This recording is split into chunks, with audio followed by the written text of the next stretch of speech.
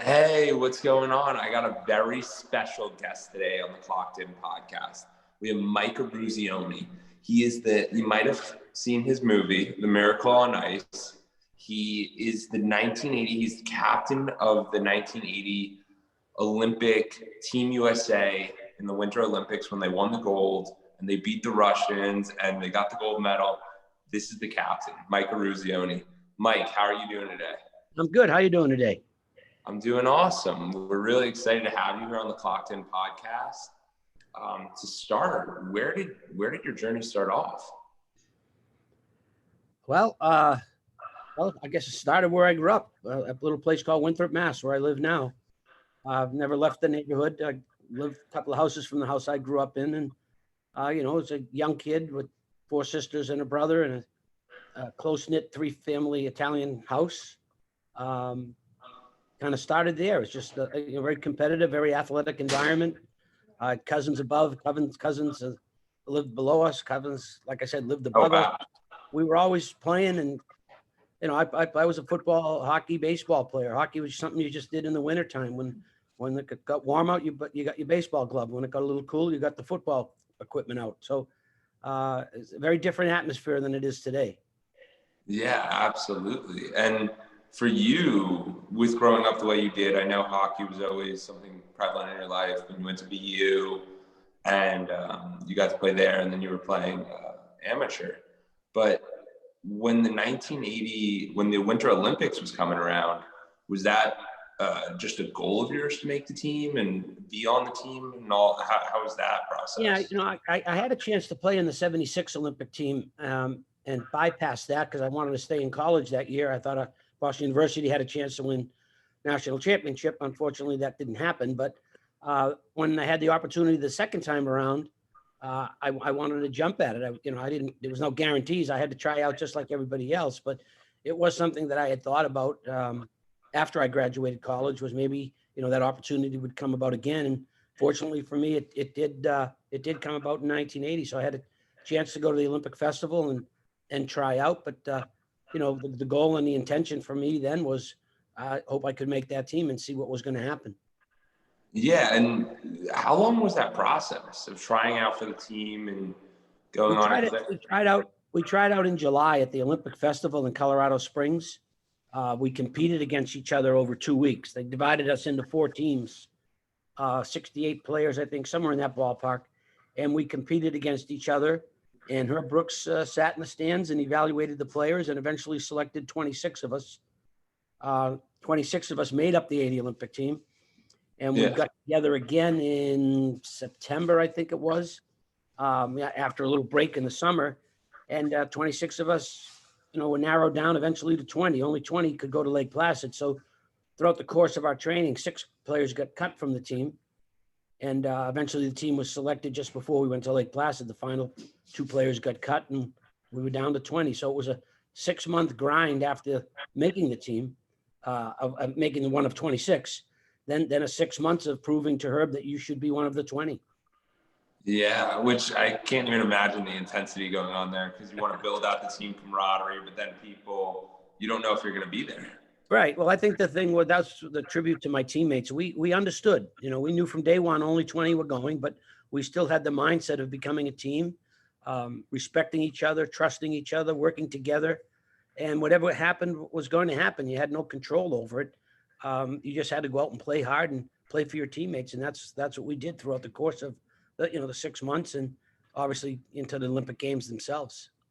Absolutely. And was there ever a time when you were concerned about not making the team, or you felt like, oh yeah, he threatened to cut me right before we went to Lake Placid a couple of weeks before. He called me in, told me I wasn't playing well. He wasn't sure what he was going to do. And I mean, that was Herb. He always pushed the envelope. He always challenged you. And I'm thinking, well, he can't cut me. I'm the captain of the team. He's not going to do that. But then the back of my mind said, you know what, Herb would do anything he wanted to do for the team. So got a little nervous, but I played well the next couple of weeks and I guess solidified my spot. But I guess looking back, probably it was just another way of Herb challenging me, to be the best player I could be. And what else did you find that Herb did that was unique to his coaching style that allowed you guys create that unity in that team? Well, he was so creative with just the style of hockey. You know, he changed the way we were going to play. We learned a new style. We learned how the Europeans were going to play.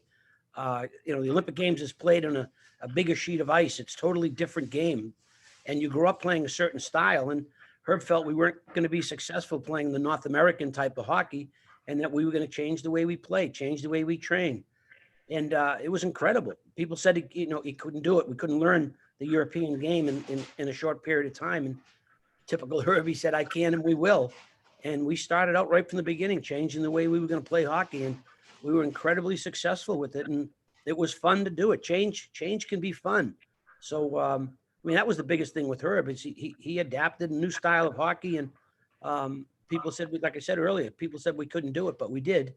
And I think that was a key to our success. So the big thing for Herb was to challenge us to do something we'd never done before. And we accepted that challenge. And like I said, we had fun with it. Yeah, I think the approach you just brought up, and one of the major points that you brought up, is change can be fun. We can embrace change because there's so many people, I mean, and this is outside of hockey, that have friction with change because it's difficult. We don't know where we're going. We don't know what that next pain point is. And when you're diving into a new scenario with eyes wide open and willingness to learn from him is really what it seems to make it happen. Well, if you haven't been successful in the past, don't be afraid to change. And that's what Herb told us. We haven't been successful in the past, so we're going to change the way we play and change the way we train. So like I said earlier, change can be fun. It's a little nerve-wracking at the beginning, but once you get comfortable with what you're doing, you embrace it and enjoy it. Yeah. And so let's get back to, you guys are going through the process. Did you guys realize the magnitude of how big this Olympics was for the USA? No, we had no idea. We were just playing. The Olympics are big because it's the biggest stage in the world when Of course. when you're competing. But I think as a team, we went into the Olympic Games with the hope and dream of winning a medal. We hoped to get to the medal round. That was our goal. We didn't go to the Olympic Games saying we were going to win a gold medal. We went, I hate to say it this way, but it was really one game at a time. And that was our mindset. But the goal going in was to get to the medal round. Once you get to the medal round, anything can happen. Now there's only, 2 games that you have to play. But we really went in, kind of eyes wide open, excited, curious, anxious, all I think the emotions you have when you're getting ready for a tournament or a big game. And I think, we were no different than any other team. The good thing for us was we weren't allowed to talk to the media during the Olympics. So we didn't know what was being written, what was being said. We were in a little cocoon in Lake Placid, a little quaint little village, just embracing and enjoying the Olympic Games and not even knowing what was going on around us. Oh, wow. I love that he separated you guys from the media, because now obviously we know how bad and how difficult and misleading, and things can change in the media today. But with you guys, what was it like? Because I know you guys played Russia 3 days prior, and that was a tough one. Yeah, we lost 10-3. But as I tell people, it was the last game of a long 6-month grind. I think some of us had one foot in the locker room in New York against the Soviets and one foot in Lake Placid because the Olympic Games were right around the corner. I don't necessarily think, we were as prepared for that game as we definitely were for the second time we played them.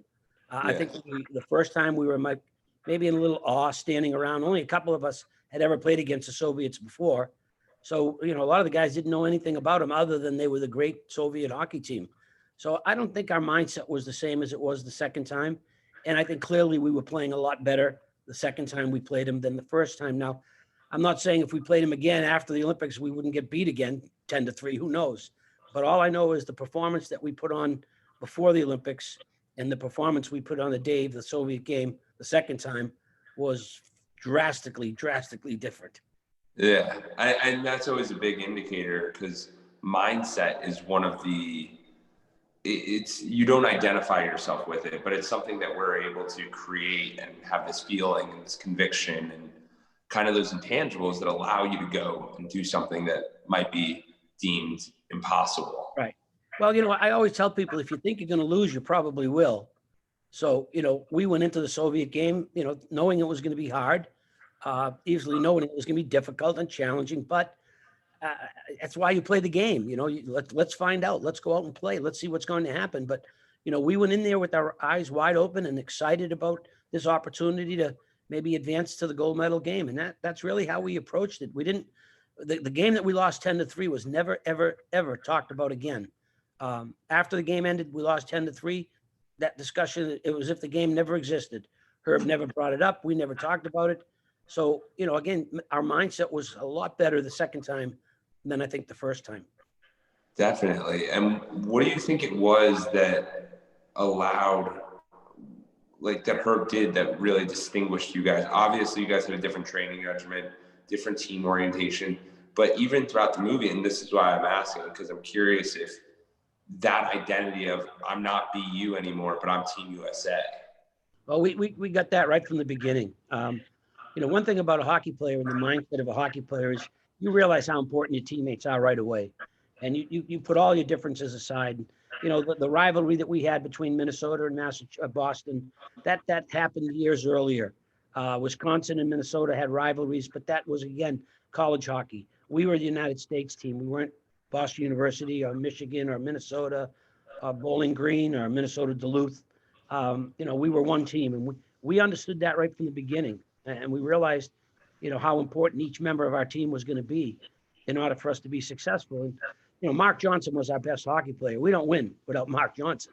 But Mark's wings and defensemen and coaches and goalies all had to be doing their job as well. So we understood what our roles were. We understood, what we as a team needed to do in order to win. And it wasn't about being an individual. It was about being a team and everybody performing as a group, as one unit. And that's one of the things Herb instilled in us throughout the course of the year. We were a team from the beginning, and 42 years later, we're still a team. Yeah, and it's amazing how it's more than, because basically the synergy allows you guys to be more than 1 + 1 = 2, but like 1 + 1 = 25, 100, whatever it is, and it allows those synergies to really allow you guys to reach that next level. And when you guys were playing the Russia game, was that just next game up, or that was these this is our opponents? It was next game up. It was we beat West Germany, and we got to the medal round. That was our goal, like I said at the beginning, to get to the medal round. Now who's next? Well, it's the Soviets. Okay, so after we beat them, well, who's next? Well, it's Finland. So let's take care of that game. And everybody talks about the Soviet game all the time and the Russians and this. But if we don't beat Finland, you and I aren't having this conversation today, because we don't win maybe a medal. There's a chance if we lose to Finland, the outcome of the other game could have changed whether we won a silver or bronze on no medal at all. So as great as the Soviet victory was, the Finnish game was the biggest game we'd ever play. Yeah, and you guys realized that it was game after game after game. Right. How did you feel during each of these wins and each of these streaks? Because afterwards, years later, this was declared the #1 sporting event of the century. So many awards and so many accolades, but it was really about the journey. Yeah, it was. It was about the journey. It was about the opportunity to get there, first of all, to be on the team, to start everything off. And then, like I said, it was a game at a time. And the next thing you know, when the tournament's over, you look back and go, wow, we won the whole thing. And I think we take great pride in knowing that, but we take great pride in our approach to it. Every challenge we faced, we succeeded. And we didn't get caught up in the past. We had games in front of us that we still had to play. So with each victory became another challenge, another game, a bigger game. And the next game was bigger. The next game was bigger. And as the Olympics progressed, eventually you're in the biggest game. And that was the Finland game. And when it was over, we kind of sat back and embraced the moment, enjoyed the moment, cherished the moment. 42 years later, still take great pride in what we did as a team and the joy we brought to so many people in the United States at the time. Little did we know that this moment touched the lives of of a lot of people in a lot of different ways. Some because it was a hockey game, and some because it was, the United States showing, the Soviets and other countries, look what our boys did. Look what we accomplished. And everybody felt a part of it. I have people that come up to me almost every day, and they'll tell me where they were when we won. And I always say, I didn't know you were on the team, but people felt a part of that moment. And there aren't many sporting events that have that kind of a moment. We have Super Bowls, and one city is rooting for the other, and some people don't care because it's, their team's not in the game. But when it's the Olympics, whether it's the summer or winter games, we all feel a part of those athletes because we relate to them. They're us. They have a jersey on that says USA across the front. So I think for me, that's what separated our moment from others sporting events. And I think people, related to us, and we didn't know. We were just playing. Yeah, and it's my understanding you were 25 years old at the time, right? I was 25. Buzzy Schneider was 25. Average age of our team, I think, was 21 and a half or 22. I think our team today, the Olympic team that I played on in 1980, might be even today the youngest team in college hockey. Wow. Pretty close to the youngest. Yeah, and just to have such a powerful team experience and shared moment with everyone at such a young age, it kind of puts you in a place of what's the next step? Like, how does it go next? Right. Yeah, but we used our age probably to our advantage because, we had a couple of guys, 18, 19-year-old players who were just out there having fun. We enjoyed it. There was never any pressure. Yeah. Any pressure maybe the Finland game, because now that's the gold medal game. That's the biggest game we'll play. But I don't remember feeling pressure. I just remember just embracing and enjoying the challenge, enjoying the opportunity, go out there and play. Let's see what's going to happen kind of an attitude, and not worried about what's going to happen if, we don't play well, or what's going to happen if we lose, and what's going to, there was never any negative thoughts. I always tell people, if you think negative things, nothing but negative thoughts will be in your mind, and you have to find something positive, and you build off of that. And the positive for us was we were playing extremely well. We were very happy. We were having fun. And when you have that kind of a mindset, normally good things are going to happen. Not every day is a great day, right? Sometimes things don't go the way you want them to go. But when that happens, you got to come back more challenging and more ready to play. And in our case, we faced every challenge and succeeded with every one of them because we embraced the opportunity. We looked forward to what was going to take place. We didn't sit back and worry, oh my God, what's going to happen if we lose? Our mindset was, let's go out and win. Yeah. Yeah. And it makes a huge difference. And the fact that there was never that expectation of we have to go win the gold or we're losers, it makes it so difficult to have a winning and fun environment. Because if the expectation's let's go give it our all, then it's very possible to do that, because then you feel a win each and every time you guys actually get a win, instead of, oh, we're one step closer to the goal. Right. I think it's a mindset that you have. And we had that mindset in the locker room that let's go play. Let's go see what's going to happen. Not, oh my God, what's going to happen? Let's go see what happens. Let's go out and face the challenge. Let's go out and go after it. Let's seize the moment, as they sometimes say. But for us, Yeah. let's go play the game. Let's see what the results are going to be. And when it ended, the results were in our favor. Yeah, absolutely. Which all of USA is grateful to you for. Is there anything that you felt on that team was different than when you were on BU or even high school hockey or anywhere? No, other than we were better. I mean, clearly it was a pretty good hockey team, but the chemistry in the locker room, when I was at Boston University, we got along extremely well as a team. I mean, again, that's the sport of ice hockey. You bond, you realize how important your teammates are, whatever level it is, high school, college, pros, the Olympics. You want to have that atmosphere where you enjoy being around your teammates. You enjoy, the chemistry that you have. You enjoy the work ethic that each and every member of your team has. And it's not an individual sport. Hockey's, it's not like baseball where you go out and hit 3 home runs and maybe lose, but hey, I had 3 home runs. Hockey's different. Hockey, you understand You win as a team, you lose as a team, and you play together. And, we had that. Just as I did, I think, when I was in college and other teams I played on, it's an atmosphere that you want to be around. You don't want to be around individuals.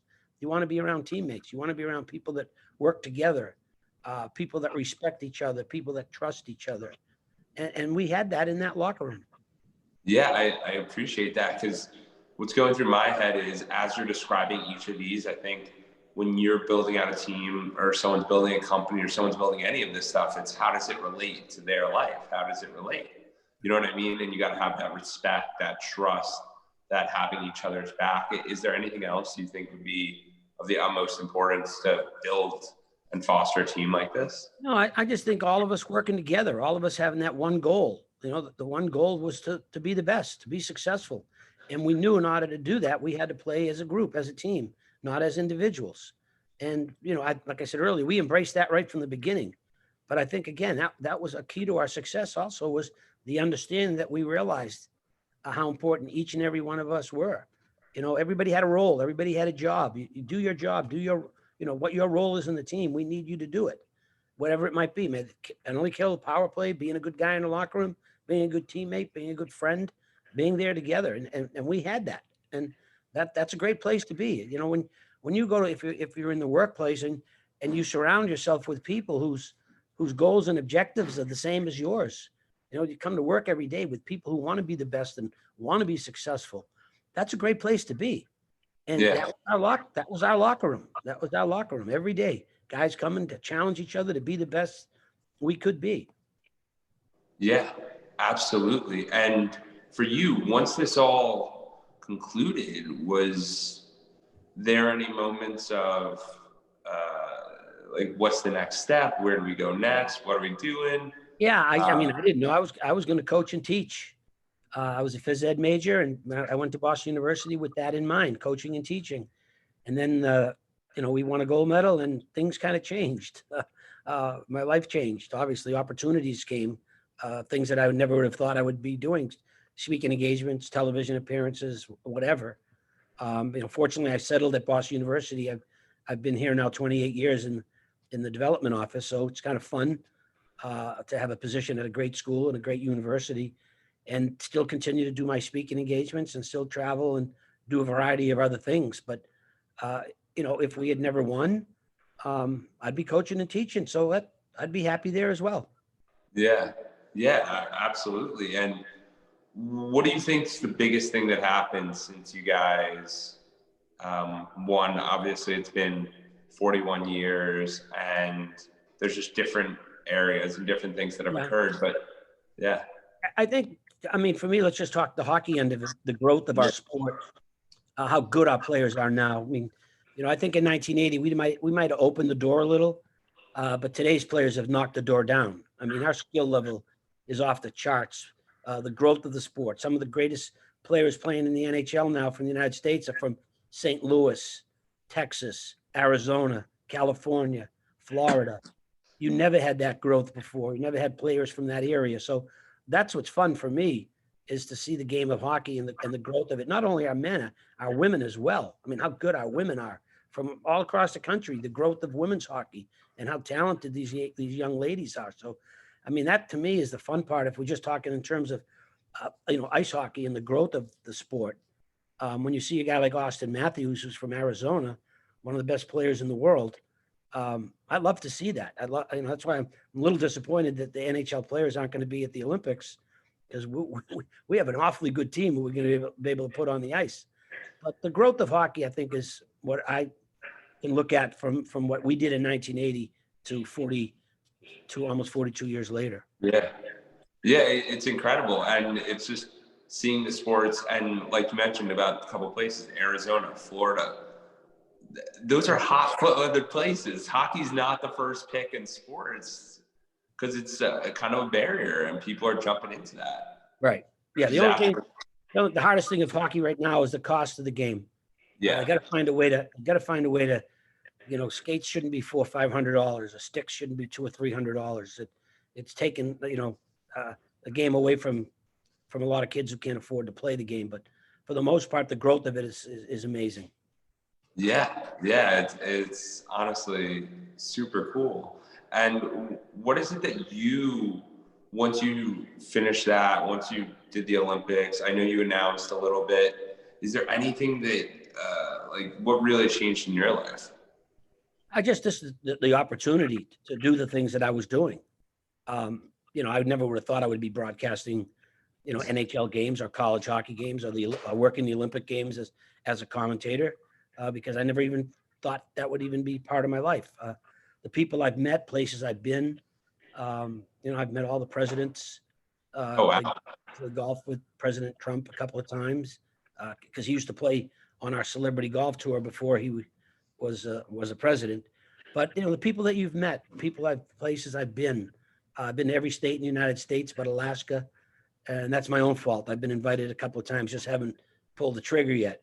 But yes, having the opportunity that I've had to travel around this country and meet so many people and go to so many great resorts and play some great golf courses. All those things, come with, I guess, winning a gold medal. But, it's just been enjoyable. It's been a fun run, and don't know how much longer it's going to last, but if it ends, it ends. But it's been a fun, let's say 42 years coming up. Absolutely. And how do you keep yourself motivated in looking for the next activity or the next jump? Because obviously going from the gold medal, I just think that, you want to, be the best you can be and do the best job you can do, whether it's, coaching my high school hockey team when I go on the ice with them or speaking at a sales meeting, just, making sure that you're prepared. And you want to do a good job. You don't want to, you don't want to fail. You don't want to be, not be successful. So every challenge you have, you kind of just get ready for it and be prepared and ready to go out and do what you need to do. But it's pretty easy. It's fun. I enjoy it. If I didn't like it, then that'd be a different story. So I enjoy the things I've been able to do and the places I've gone and the people I've met. Yeah. And you're just dropping nuggets left and right in regard to preparation and regard to keeping your mind stayed on what's the next thing happening. Because you did accomplish it at a fairly young age. And what, did the movie have any impact afterwards in growing the popularity of it, or it was really I think the movie clearly grew our sport and grew our team. If you see the mail I get now, it's from kids who are 9, 10, 12, 13 years old, people who weren't born in 1980, but they've seen the movie Miracle and they want an autographed picture, So a good friend of mine, Mark Rippon, former quarterback of the Redskins, a Super Bowl MVP, he FaceTimed me Christmas morning because he was watching Miracle with his grandson. And I thought that was kind of funny. Here's a Super Bowl MVP, a good friend, and sitting there watching the movie. So the movie's created another audience for us, another, list of fans, if you want to say, or list of people who want to know more about our team and more about our story. So I would say the movie had a big impact on what our team is looked at today versus, 40 years ago. Absolutely. It's incredible. It's how people can relay and time is captured forever. It truly is an amazing thing, especially, I mean, you just brought up a story about a Super Bowl winning MVP and he wants to talk because it's impressive that he knows you. That's incredible. Yeah, well, his grandson, for whatever reason, is a Mike Eurizone fan. So it's kind of funny. Yeah, absolutely. And for you, after the movie, after the moments, after all of that, is there anything that you got, like, I know you're doing public speaking, I know you're doing a lot of different stuff. Is there anything that you're looking to, I know you have your foundation that you give back to. How are your days broken up now? How do you really focus on?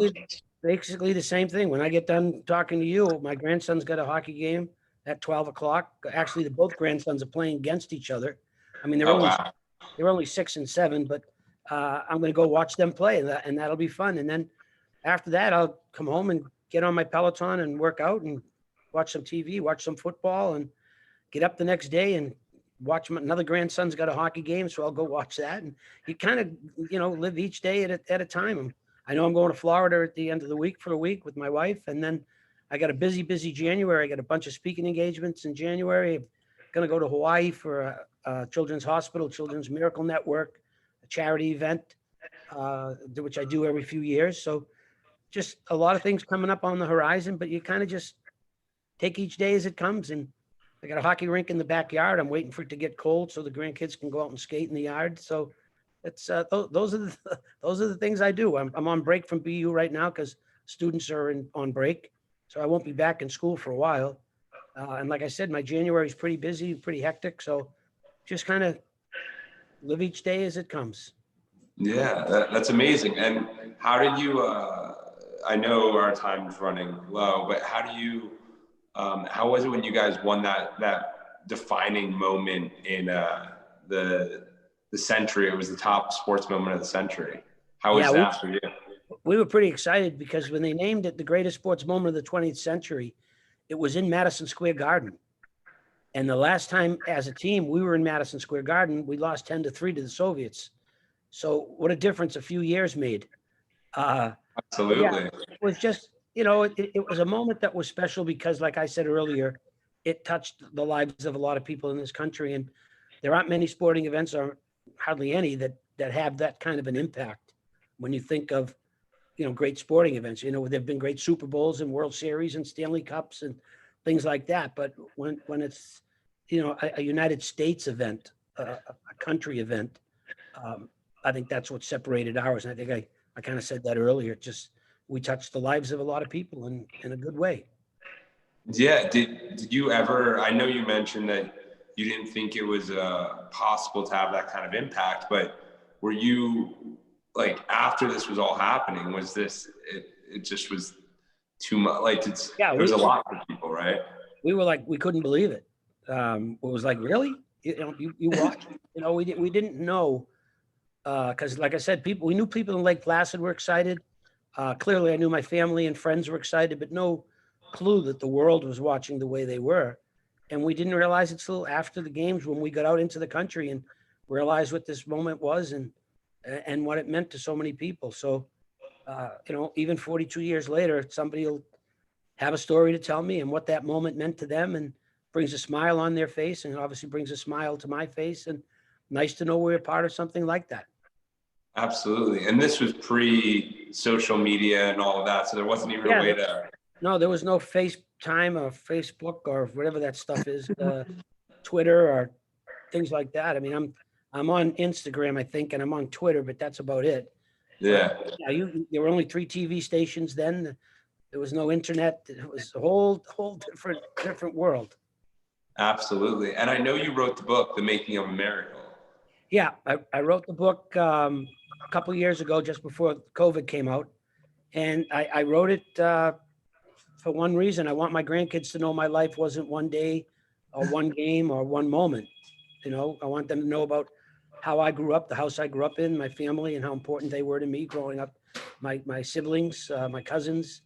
And it basically tells a story of, how I got to the Olympic team, how I got to Boston University. A lot of strange things happened in my life that led to me being on that team. Yeah.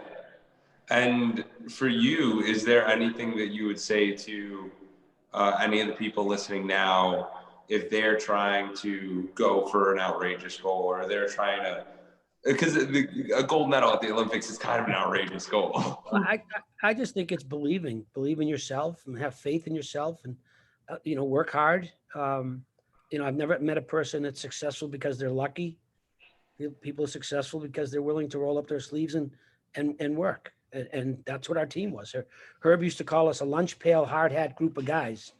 And that's what we were. We came to practice every day with an incredible work ethic. And I think if you have those, those abilities, those qualities, you're probably going to be more successful than not. So, I mean, that's how I kind of look at things. It's about hard work and determination and pride and respect and commitment, things that you need to have that our hockey team had. Yeah. And I love how Herb utilized that to call you guys hardworking guys, because then you start identifying with that, and then you view yourself. Obviously, you're all hard workers, but it becomes part of the identity of who the team is. Absolutely, and we embraced that right from the beginning when the team was put together. Yeah, and was there ever concerned about like when the team was being built and everything was going on there. I understand that there were everyone was from different areas, but there were parts where they were identifying with different like different teams, different distinctions. Right. For you, what was it that really allowed this one to be different? Because I know 76, 72, those were all difficult for. No, I think we just embraced the challenge and what Herb was teaching us, right from the start, it was a team, and we never wavered from that. It was never, an I or me. It was always us.